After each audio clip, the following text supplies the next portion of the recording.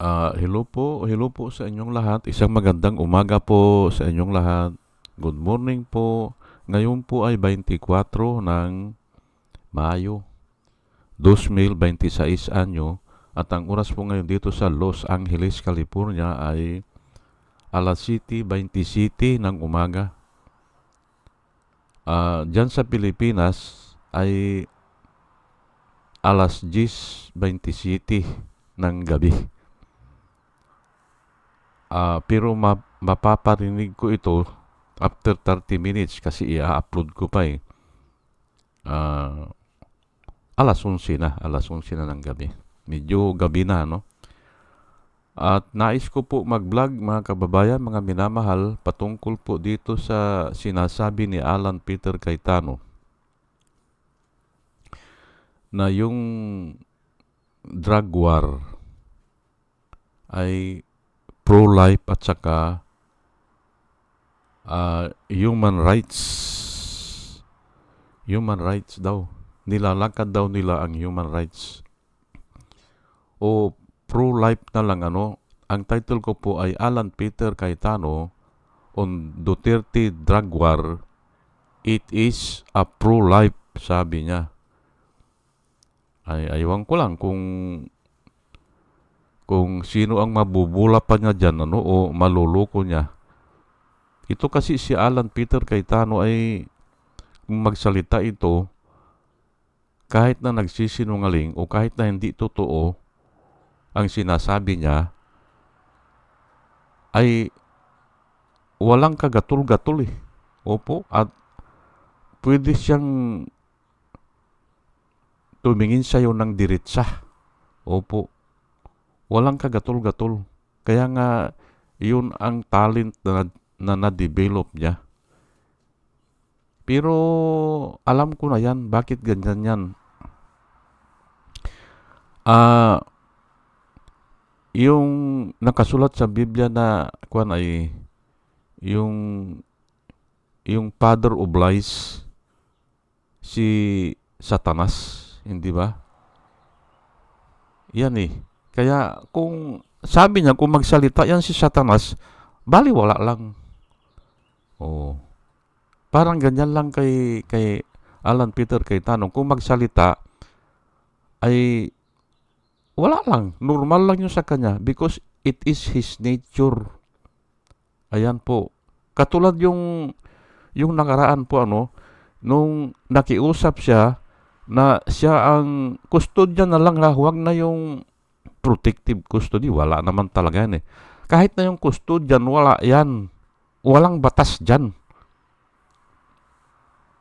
Pero pinagbigyan siya dahil courtesy siguro o kaya in honor of the Senate. Pinagbigyan siya na siya na lang ang magkustodiya kay Bato de la Rosa. Hindi ba? Kasi pinabuto niya pala eh. Lumalabas na nga ang katotohanan, inamin na din ni Bato de la Rosa na pumasok lang siya para bumoto. Ay ngayon nung huhulihin siya, ay ang sabi ni Alan Peter Cayetano sa NBI, ang kausap niya dito ay NBI, na sila na magkastodiya. Tingnan nyo ha, after a few days, di ba? After a few days, yung kasunduan nila na siya ang magkustodiya, hindi naman niya tinupad eh. At dinagdagan pa niya ng ng another sentence. Opo, kaya nga sinungaling talaga eh. Dinagdagan niya. Okay. Ang sabi po sa Biblia, yun nga pag may agreement ang tao, o dalawang tao nag-agree, basta hindi yung labag sa batas ng Diyos ha, basta halimbawa yung papatay siya, ay hindi po honor yun. Pero ganyan, ako ang magkustodiya kay Bato, ay hindi naman siguro labag sa kanyan, sa kautusan ng Diyos. Siya ang mag-safekeeping. Nag-agree sila, hindi ba? Ngayon, yung agreement, hindi mo na pwedeng dagdagan o hindi mo na pwedeng bawiin kasi agreement na po yun eh. Pero nung kinabukasan ata o nung susunod na mga araw, ay wala namang kanyang order ang local court eh. Nadakpin siya eh. Ayan po, idinagdagan na eh. Ayan po ang mga evil. Sinasample ko lang po para wag na kayong maloko nito ni Alan Peter Cayetano. Kasi nature niya yan eh. Nature niya. It is a nature unto him. If he speak lies, he speaks on his own. Walang nagtuturo sa kanya. Wala. Maari nung una siguro ay tinuturuan siya ng demonyo. Nung una, hindi ba? O hanggang masanay na siya, he is, kwan na yan. Normal unto him.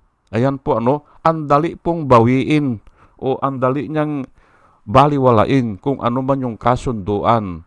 Ay ngayon nga, lumalabas kaya pala nagkakagulo sila ay dahil ang dami niyang pinangakuan, hindi ba? Ng mga committee o chairmanship ng committee o pero hindi yan tatalakay natin ay ito nga bakit sinabi niya na pro-life? Para lukuhin na naman ang mga tao. Yung drug war daw ni Duterte na kung saan ay ang daming namatay, yung drug war daw na pinatupad ni Duterte at isa yan, enabler din ito eh. Kasi Foreign Affairs Secretary siya noon eh. Foreign Affairs po. At pag siya ay nagsasalita sa ibang bansa o sa UN o nasa China siya, ang sinasabi niya ay lahat yun ng laban. Hindi ba? Kwan siya, enabler siya, hindi ba? Tinanong siya ng Al Jazeera eh. Kung yung 6,000 na yun ay lahat yun ay ng laban, kanya, ng laban yan. Kaya, ay, alam nyo po yung mga nag-i-interview dyan sa Al Jazeera. Kung ihahambing mo sa nag-i-interview dito sa atin yan, ay mataas ang kalidad niyan. Opo. Kasi dyan ako nanonood dati nung naandun ako sa Saudi, ang gagaling niyan. At kahit magsinungaling ka, ay mahuhuli ka nila. Yang Al Jazeera. Magagaling po yan. Ngayon ay pagdating dito sa kwan ay umiiling na lang yung nag-i-interview eh. Hindi ba? Pero ngayon, pinapalabas na sinungaling talaga ito si Cayetano. Ngayon ay magaling mag-twist ng salita, ng mga salita. Kung nagsalita siya ay parang totoo. Ayun nga he is lying on his teeth eh. Hindi ba? Harap-harapan eh, hindi ba? Istritan. Kasi nga sanay na siya. At nakasulat yan sa Biblia, if he lies on his own. Because it is his nature. Nature na sa kanya eh. Ayan po Ngayon, bakit niya sasabihin na pro-life yan ay pinatay nga eh? Pinatay. At ang problema dyan, yung pagpatay, walang due process o walang justice. Yung pagpatay ng mga tao. Halimbawa, ganun kay Kian de los Santos. Bata, hindi ba? Aywan ko kung ilang edad doon, 17 years old data, 16, nakikiusap na palayain na siya, pinatay, hindi ba? Kasi nga may kuta eh, o may order na dapat sa isang gabi may mapatay. Ayan po eh. Ay ano ang purpose niyan? Ang purpose po niyan ay hindi justice kung hindi to sow terror, maghasik ng lagim. Hindi ba? O kaya takutin ang mga tao para ganyan po ang mga diktador o mga hari o mga naghahari-harian. Ganyan po eh. Tatakutin nila mga tao para sumunod sa kanila. Ayan po ang isang trademark ng diktador o tyrant. Matatakot ang mga tao, hindi na magsasalita o kontrolado na niya. Noon ko pa sinasabi po yan, noong 2016, halos ako lang ang bumabatikos diyan sa Philippine Daily Inquirer. Ang dami kong kalaban. Pero nakikita ko mga masin lang. Bandang huli, wala eh. Wala namang reason eh. Wala naman silang pinaglalaban. Ang sinasabi lang nila, lus-lus ka, ganun lang. Lus-lus ka, ganun lang. Eh, kako, kahit sabihin mo yan, kako, wala naman akong pakialam dyan eh. Ang tinitingnan ko, kako, dito, reason mo. Ano ang reason mo? Ay wala naman silang mai-reason kasi nga ay wala talaga eh. Ngayon ay yung drug war daw ni Duterte ay pro-life. Oh, paano nangyari yan? At ito nga sasabihin ko na hindi pro-life yun. Kasi nga walang due process na nangyari o kaya walang paglilitis o wala talaga eh. At ito nga isishare ko lang po sa inyo bago ka papatay ng tao o ang korte ay uutusan na hulihin yan o patayin yan o shoot to kill o ay ibita yan o ibilanggo yan. Kailangan may dalawang witness. Ayan po Deuteronomy 17 verse 6, whoever is deserving of death shall be put to death on the testimony of 2 or 3 witnesses. Maliwanag po yan. Kailangan 2 o 3 witnesses kung kakargahan mo siya ng kaso at lilitisin yon. He shall not be put to death on the testimony of 1 witness. Kung iisa lang ang witness, hindi pwede. Kailangan 2 o 3. Ngayon ay yung ginawa ni Duterte, wala nang kaso eh. Walang kaso-kaso eh. Basta pinagpapatay lang. Paanong pro-life yan? Dapat ito ang sundin natin. A man shall not be put to death without the testimony of 2 or 3 witnesses. 1 witness is not enough. Hindi ba? Yun ang kwento ito eh. Ngayon, sa Corinthian naman, sa 2 Corinthians 13:1, this is the 3rd time that I am coming to you. Sabi po ni Paul. Kasi nagkakagulo din eh, hindi ba? Ano ba talagang standard natin dyan? Hindi ba? At ito nga ay sinabi ni Paul, this is the 3rd time that I am coming to you. Every matter, hindi ba? Every matter, sabi niya, must be established by the testimony of 2 or 3 witnesses. Ayan po, hindi ba? Every matter, lahat po ng bagay o lahat ng sigalot, kailangan ay ayusin yan sa pamamagitan ng 2 o 3 witnesses. Ayan po, hindi ba? Ay bakit yung kay Duterte basta na lang papatayin? Hindi pro-life yun. Pero nga, ito si Alan Peter Cayetano, ang galing mag-twist eh. Ang galing dahil ang sabi niya, ang droga daw ay nakakapatay ng tao. Sabi niya, oo nga. Pero ang papatay din ay yung tao, hindi yung droga. Ang papatay ay yung tao. Hindi ba? Kahit sabihin na isinaksak niya ang isang kilong marijuana sa bunganga niya, isinaksak niya, ay sino ba ang nagsaksak? Yung tao rin, hindi ba? Kasi yung marijuana ay hindi naman pupunta sa bunganga mo yun eh. Hindi ba? Kaya hindi po nakakapatay ang drugs. Pero mayroong isa na nagbigay sa kanya o nagsubo sa kanya o siya mismo. yun ang papatay sa kanya. Kung sakali man. Hindi ba? O kung sakali na mamatay siya dahil sa droga. Mali eh. Hindi ba? Hindi droga. Ay ang masama pa niyan ay ito si Duterte, napapatunayan na ngayon dahil sa mga ebidensya, dahil doon sa impeachment na tinalakay dyan sa lower house, napapatunayan ngayon na si Duterte ay tumatanggap ng pera 50 million, hindi ba?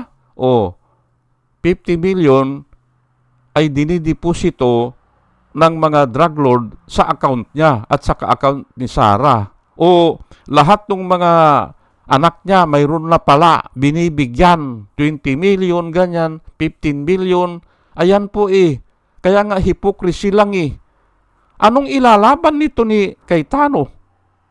Anong ilalaban niya? Diyan sa mayroong account number si Sara Duterte at saka si Rodrigo Duterte na pumapasok ay mayroong 20 million, 50 million na natitris ngayon na nanggagaling sa drug lord. Anong ilalaban yan, hindi ba? Hindi niya pwedeng labanan yan. At lalo na kung talagang buksan, hindi ba? Kung bubuksan talaga o bulat-latin. Kasi doon wala pang cross-examination eh. Walang cross-examination eh. Kasi nga ay kung doon eh, yung ang tawag doon, probable cause ata eh. O mayroon ba talaga na basihan? Yun lang ang sinasagot doon eh. Ay hindi na mapatunayan ni Cayetano na hindi sangkot sa droga eh. Si Duterte, sangkot yan. Kaya nga ay paimbabaw lang yan. At doble po ang parusa niyan, doble. Kasi nga ay ang Diyos ay fair. Ang Diyos ay justice. Niloko niya mga tao, kunyari galit siya sa droga, ayan po ang napakasama dyan. Ayan po ang napakasama eh. Niloloko niya mga tao eh. Kunyari galit siya sa droga, pero kakutsaban niya pala o kasama siya o kasusyo siya ng mga drug lord o protector siya ng mga drug lord. Ayan po eh. At yung mga pinagpapatay pala, noon ayaw kong maniwala eh, ay kalaban nila o kakumpetensya o kaya ay gusto nila suluhin na. Ayan po eh. John 8 verse 17. Even in your own law, sabi po ni Jesus Christ, even in your own law, sa batas ng tao. Kasi may mga batas na ang tao noon po eh, nung nabuhay si Jesus Christ. Even in your own law, sabi niya. Pero alam ko, galing kasi yan doon sa Deuteronomy eh. Kay Moses pa yan, na kinopya lang ng mga tao para maging sikat, hindi ba? Kasi nga ang tao, hindi naman makakagawa ng batas eh. Opo. Hindi makakagawa ang tao. Makakagawa yan, pero may pinanggalingan na. At ito nga, Diyos ang pinanggalingan yan. Diyos ang pinanggalingan. Inaayos-ayos lang yan. O kaya kunyari iba ang author. Ay simple, hindi na nila babanggitin ang totoong author Kasi pasikatiro po ang tao eh. Hindi ba? Yung wag kang magnakaw, gagawin nilang wag kang magplunder. Para sikat sila. Pero galing na po yan doon sa una na wag kang magnanakaw. Hindi ba? Ganun lang po yan eh. Ngayon, ito, even your own law, sabi ni Jesus Christ, even your own law, it is written that the testimony of two men or two witnesses is valid. Valid po yun eh. Hindi ba? Pero dalawa. Ang ibig sabihin niyan, may due process at tinatanong yung mga testigos. Ay dito, wala namang tinatanong na testigos eh. Basta papatayin na lang eh. Kasi nga, may reward o may kuta o mayroon silang obligasyon na papatay para mag-show ng habok at saka terror. To show habok ang terror, yung pagkalito at saka terror. Ay simple, pag bumulagta dyan, hindi ba? Matatakot ka na Oh. At lalo na kung hindi nahuhuli yung bumaril. Oh, matatakot ka ah. Hindi ba? Ngayon kung nahuli ay hindi ka matatakot kasi nga ay naglabanan dyan o dati niyang inkwentro yan o ay, alam mo, hindi ba? Pero kung hindi mo alam sinong pumapatay, matatakot ka talaga. Oh. At yan ang sinasabi ko dun sa Philippine Daily Inquirer. Sa harapan ng tindahan mo kako, may bumulagta. Magsasara ka eh.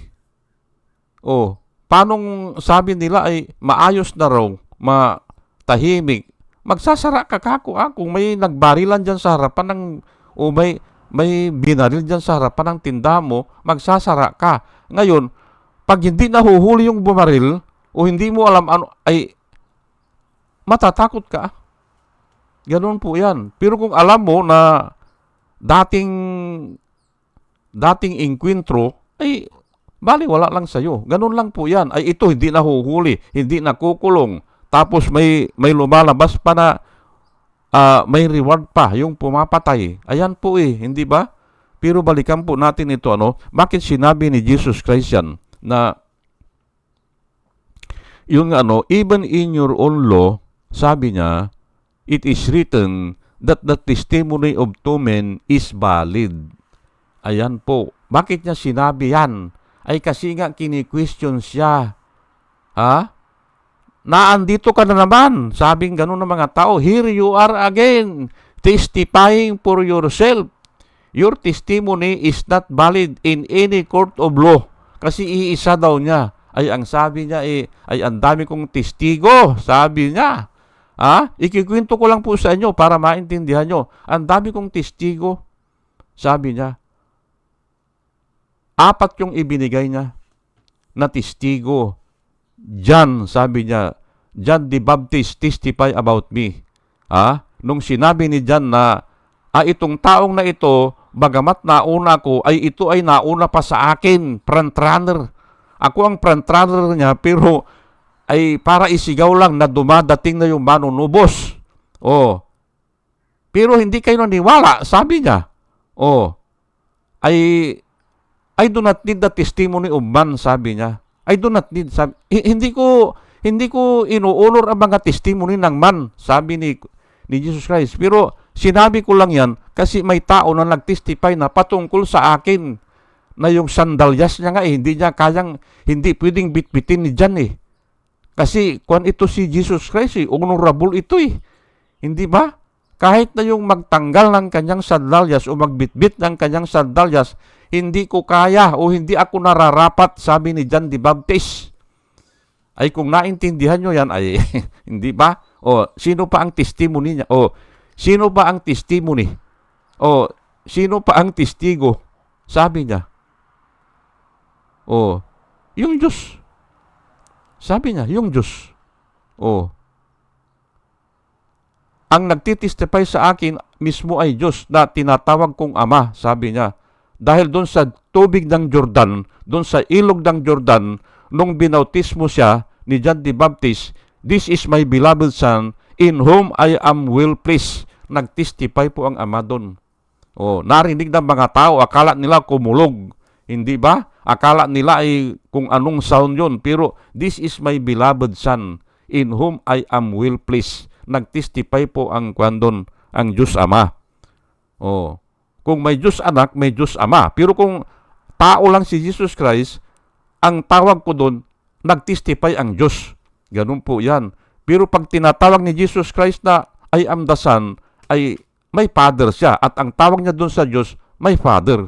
Ganun lang po yan eh. Ay ang iba, nalilito eh. Ay sino pa ang nagtestify sa kanya? Moses, sabi niya. Moses wrote about me, sabi niya. You search the scripture, sabi niya, because you believe that in the scripture you will have eternal life, sabi niya. Pero ang scripture kanya ay ako yung dinidescribe dyan, sabi niya. And you are not willing to come to me, sabi niya eh. Ano ang nagtestify sa kanya? Si Moses na sumulat ng scripture. Hindi ba? Moses testify about me, sabi niya. Oh, ay si Moses nga ang mag-a-accuse to the Father, sabi niya do not think that I will accuse you to the Father, sabi niya. It is Moses, sabi niya, to whom you set your trust, sabi niya. Doon kayo naniniwala sa batas? O doon kayo umaasa sa batas? Ay sige, ay lilitisin kayo sa pamamagitan ng batas. Ayan po Pero yung sa pamamagitan ng faith, wala na. Kanselado na o pronounced not guilty ka na kung ikaw ay faith.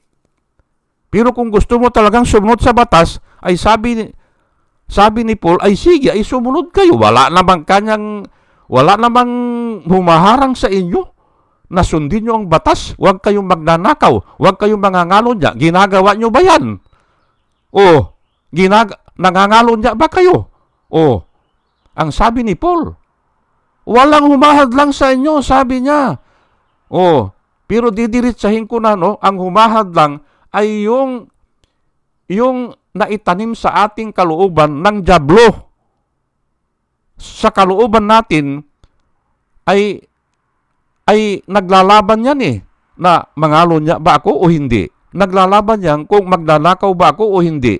Ayan po At kung nanaig yung ipinunla ng, kasi nga slave po ang tao slave o yung alipin ng kasalanan. Ayan po. Kaya nga ang sabi ni Paul, wala namang kanyang humahadlang sa inyo na tuparin ang batas Kung gusto nyong tuparin nyo. Sabi niya ay sino pa ang witness ni Jesus Christ? Pang-apat, ang witness, the works that I do. Sabi niya, the works that I do testify about me. Sabi niya, if I do not do, sabi niya, the things that I do in front of you, sabi niya, in which no one else can do. Yung nga, nagbuhay ng patay. Hindi ba? Yung bulag, nakakita. Yung lumpo, nakalakad. If I do not do, sabi niya, the things that I do in front of you, do not believe me, sabi niya. Do not believe me, sabi niya. But if I do, even you do not believe me, believe the works. Sabi niya. Ayan po, hindi ba? Kaya maraming testimony marami ang nagtestify kay Jesus Christ na sinasabi ng Biblia. Ngayon, ay ano itong sinasabi ngayon na pro-life? Ay sinasabi lang ni Alan Peter Cayetano. Pero wala naman siyang mag-testify dyan, hindi ba? Wala siyang testigo dyan At kung hahalongkatin ang mga record, ay hindi pro-life talaga. Kasi nga ay walang investigasyon walang due process na nangyari na samantalang nung pinalaya si Ibang Adan, alam nyo po ang due process sa Diyos nangyari yan, nanggaling. Nagkasala si Eva at Adan. Anong ginawa ng Panginoon? Bagamat ang Panginoon ay alam na yun. Walang lingid sa Panginoon. Nasaan na kayo? Sabi niya nasaan na kayo? Ay nagtatago na yung dalawa. Ay naandito kami, Panginoon, sabi niya, nagtatago. Bakit kayo nagtatago? Ay nakahubad kami. Sabi, hindi ba? Tinanong muna sila. Hindi ba? Bakit alam nila na nakahubad? Ay yung pala, kumain na sila nung pinagbabawal na yung prutas. Ayan po, hindi ba? May due process. Hindi sila pinalayas agad. At lahat po yun ay pinarusahan. Ang unang pinarusahan ay yung matandang ahas. Yung nga, si Satanas daw yun. Hindi ba? In your belly, you should go all the days of your life. Kaya nga ang mga tao ngayon ay kung sinusumpa na yung kapitbahay niya, hindi ba? Gagapang kang parang ahas. Ayan po, hindi ba? Doon po nanggaling yan. At yun nga, hindi ba? At yung sumpa na yan, hindi lang po doon sa ahas yan. lahat ng mga sumasamba doon sa ahas o doon sa na-influensya ng ahas ay in your belly you should go. Ayan po, kaya nga ganyan kay yung mga magnanakaw dyan sa Senado, hindi ba? Gusto nila kayamanan. Kaya ang kwan nila, ang lakad nila ay kayamanan o gagapang sila na parang ahas all the days of their life. Sumpa po yan eh. Hindi lang nila alam siguro. Akala nila ahas yun. Hindi. Pati tao yan. O, lahat ng iisipin nila, ginto, mga kayamanan lang. Pasan ko nga ang daigdig eh. Lahat ng kayamanan ng daigdig gusto nila, pasanin nila. Para sigurado na tayo. O, hindi ba ang hirap yan, hindi ba?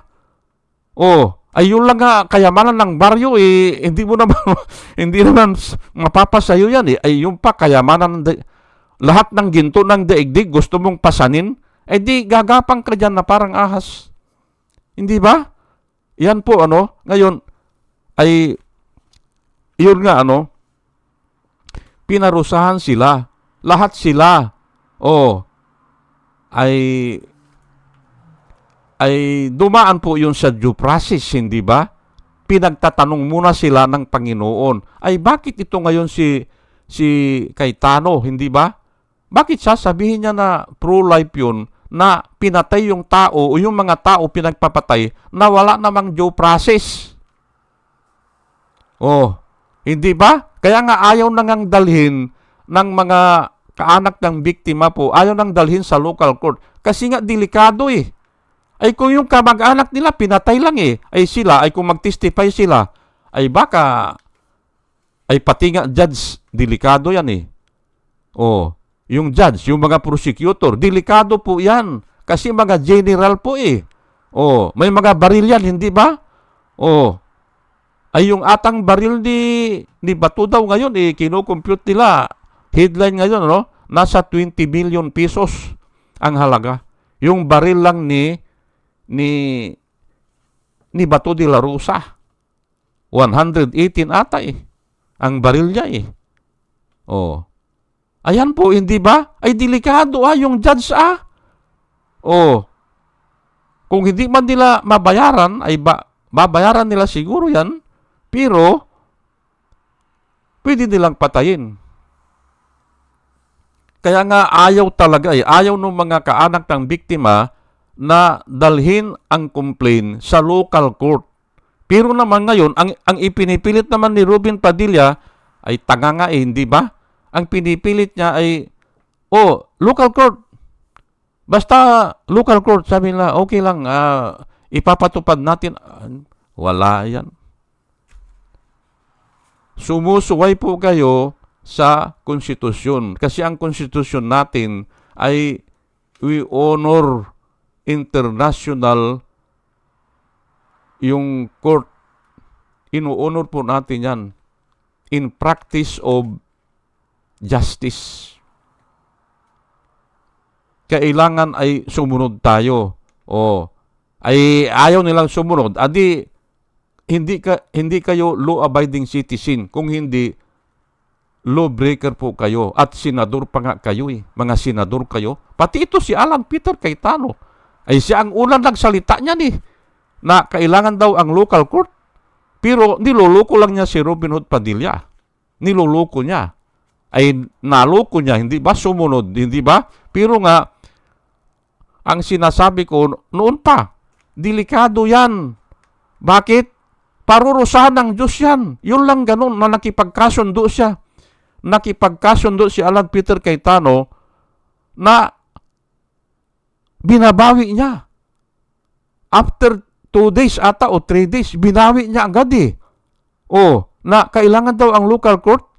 Ay wala naman yan sa kasunduan, hindi ba? Wala yun eh. Pero bakit ayun na nga eh, evil nga eh. He can change his narration like the appearance of the sky. Kung minsan umuulan, kung minsan kumukulog, kung minsan umaaraw. Ganun lang yan. Kasi nga evil. Pati yung pananalita niya, pansinin niyo po, hindi ba? Yung pananalita niya. At idinadaan ko po yung pananalita niya sa Biblia. Kaya hindi lulusot eh. Kanina nga, nag-comment ako kasi ipinakita na naman yung paano dakpin si Duterte. Ang sinabi ni Duterte kay Tory, anong kasalanan ko? Anong kasalanan ko? Sabi niya eh. Oh, ano? Ay. Kailangan ang dadakip ay may alam sa salita ng Panginoon. Yan po ay si Tory, Iglesia ni Cristo yan eh. May aral yan. Hindi mo pwedeng bulahin yan. Anong kasalanan ko? Ay, walang kwenta yung ganyan, hindi ba? Walang kwenta eh. Kung nag-aral ka ng salita ng Panginoon, hindi mo iintindihin yan. Ay simpre ay ganun talaga yan eh, para lilituhin ka eh. Ang dami niyan. Pwede rin sabihin na pag nakaalis ako dito, hahanapin kita. O kaya pwede rin na bibigyan kita ng pera, palayain mo ako. Pwede rin ganyan eh. Kaya dapat ang huhuli yung may alam sa salita ng Panginoon. Pero ang isa sa tinanong ni Duterte, sino ba ang in charge sa inyo? O sino ba ang puno mo? Ako, sabi ni Juan eh. Ako ang in charge dito. Tama yun. By means of delegation. Siya ang diniligit dun eh. Kaya nga dapat may salita ng Diyos eh, para sigurado ang mga sagot. Ganun po yan. Kasi nga, lalo na kung pera na ang pinag-usapan, nagdeposito na ako ng pera doon sa kaibigan mo o doon sa kamag-anak mo. Okay ba yan? Hindi ba? Yung mga negosyo mo ay inaayos ko yan dati. Ganun po yan eh. Kaya nga ako, hindi na ako nagtataka dito kay John Vic Remulla kung walang nangyayari. Ay politiko yan eh. Maraming negosyo yan, maraming isa sa alang-alang yan. Aywan ko lang kung may mangyari talaga pero masyadong matagal na. Wala na, puro lang kwan yan eh. Puro daw lang mga media, hindi ba? Sige po hanggang dito na lang po at mahaba-haba na at dalahin ko po sa Panginoon bago po ako mag-umpisa ay sa ating pagkikinig po ay magkaroon tayo ng wisdom na nanggagaling sa Kanya. At muli mga kababayan, mga minamahal, isang magandang umaga po sa inyong lahat at salamat po sa inyong pagkikinig. Salamat po ng marami. Salamat po.